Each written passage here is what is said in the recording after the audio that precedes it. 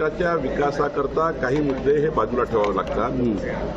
विकसित महाराष्ट्र जेव्हा संकल्प केला तेव्हा सर्वांची साथ घ्यावी लागतं. पण लोकल राजकारणामध्ये त्या ठिकाणी मुंबईच्या याच्यात नाही जमणार.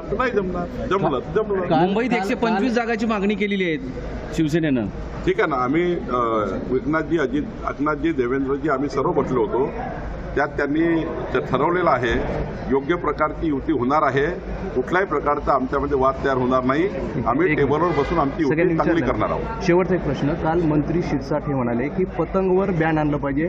निवडणूक आयोगाला पत्र पाठवणार आहे कारण संक्रांत आहे आणि एमआयएमचा हा चिन्ह आहे, त्यामुळे प्रचार होऊ शकतो, आचारसंहिता भंग होऊ शकतो. त्यांचा तो अधिकार आहे पत्र पाठवायचा. आयोगाचा अधिकार आहे निर्णय घेण्याचा. नाही पण सर, संक्रांतीचा काळ आहे आणि या संक्रांतीच्या काळामध्ये पतंग उडवणं आणि त्या आचारसंहितेचा भंग होऊ शकतो असा दावा केला जातोय. कारण निवडणुकी दिवशी आकाशात पतंग संक्रांतीवर तर बंदी घालू शकत आहे की यामध्ये निवडणूक आयोगाचे एक मार्ग काढेल. मागणी करणं शिरसाटांनी म्हटलं करतील, पण शेवटी निवडणूक आयोगाला काय वाटतं ते त्या ठिकाणी त्यांचे काय बंधन यायची किंवा काय करते शेवटी आयोगाचा निर्णय. मी कधी धाराशिवमध्ये शिंदे आणि काँग्रेस पुन्हा एक वेळा एकत्र आले.